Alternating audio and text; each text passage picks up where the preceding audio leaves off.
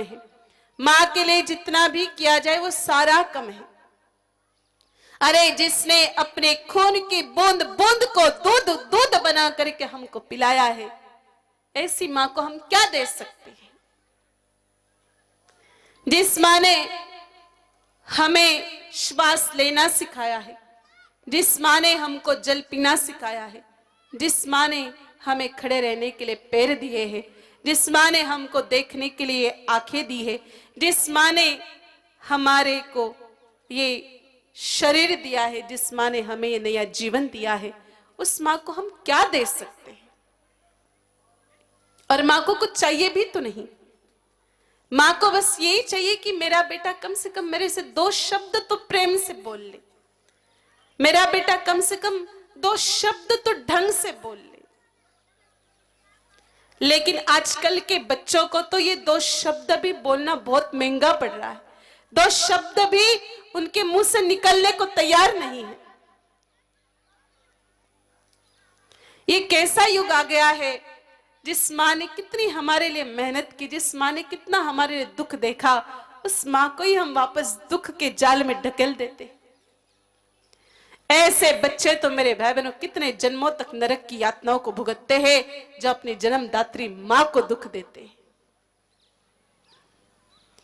अपनी माँ को कभी दुख नहीं देना चाहिए, माँ को कभी भी परेशान नहीं करना चाहिए, माँ को कभी पलट के जवाब नहीं देना चाहिए, माँ का कभी अपमान नहीं करना चाहिए। और ये वर्तमान समय में खूब धाप के हो रहा है। अगर माँ बाप को माँ को उलट के जवाब देना है तो बच्चों की ओर कोई नहीं कर सकता। अगर माँ का अपमान कर रहा है तो खुलेआम लोगों के बीच में, तेरे को थोड़ी पता पड़ता है क्या, तू चुप बैठ। कुछ कुछ बच्चे तो माँ को गालियां भी निकालते हैं। ये क्या है?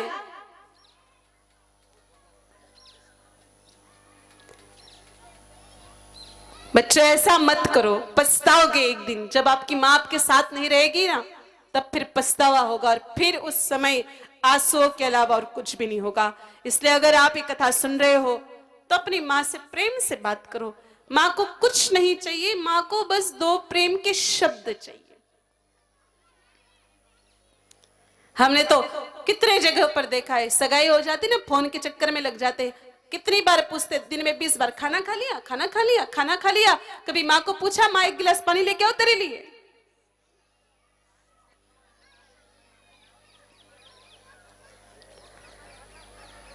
पत्नी आ जाती है, पत्नी के लिए कचौरी समोसा लेके आते चौराहे से।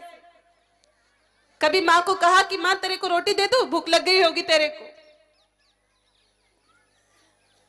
और ऐसे बच्चों को भगवान कभी माफ नहीं करते। एक बार एक बेटा अपनी माँ से बात नहीं कर रहा था, उसके लुगाई के चक्कर में। चक्कर तो लुगाइयों का ही होता है और सगाइयों का ही होता है। बस माँ से बात ही नहीं कर रहा था बिल्कुल भी। 2-2.5 साल से बात बंद थी। एक ही घर में रहती थी। माँ पल पल तड़पती थी, माँ पल पल मरती थी कि मेरा बेटा कम से कम मेरी ओर आंख उठा के तो देख ले। लेकिन लोक लाज के मारे पूत कपूत हो सकता, मायत कभी कुमायत नहीं हो सकती। लोक लाज के मारे वो माँ कुछ नहीं बोलती थी। फिर उस बेटे को एक बेटा हुआ, वो बच्चा बड़ा हुआ, फिर वो उसकी माँ को माँ बोला तो ये बेटा बहुत खुश हो गया, बहुत खुश हो गया, और अपनी माँ के पास दौड़ के आया, कहा माँ आज मेरा बेटा माँ बोला है। तब माँ ने रोते रोते कहा, वाह मेरे बच्चे, आज बहुत दिनों बाद मेरा बेटा भी माँ बोला है। तो ऐसे तो माँ की स्थितियां हैं। अरे कुछ कुछ पापी तो माँ का बंटवारा कर देते हैं। 6 महीने के लिए एक भाई के पास, 6 महीने के लिए दूसरे भाई के पास। माँ कोई जमीन का टुकड़ा है जो उसको काट करके खा लेंगे आधा आधा? हर कुछ कुछ तो इतने बेकार बच्चे माँ को वृद्धाश्रम में भेज देते हैं। और ऐसा तो बड़े खानदान के लोग ही ज्यादा कर रहे हैं। अगर पति मर जाए ना किसी स्त्री का, वो किसी के बर्तन मांजती, किसी के कपड़े धोती, किसी के झाड़ू लगाती, खेत में काम करती है, बच्चों को पढ़ा लिखा के डॉक्टर, इंजीनियर, कलेक्टर बनाती है, बच्चे बड़े हो जाते, फिर माँ की तरफ थोड़ी देखते, वो माँ को वृद्धाश्रम भर्ती करवा देते। वर्तमान समय में हमारे देश में वृद्धाश्रमों की संख्या बढ़ती जा रही है। ऐसा कभी मत करो, माँ माँ होती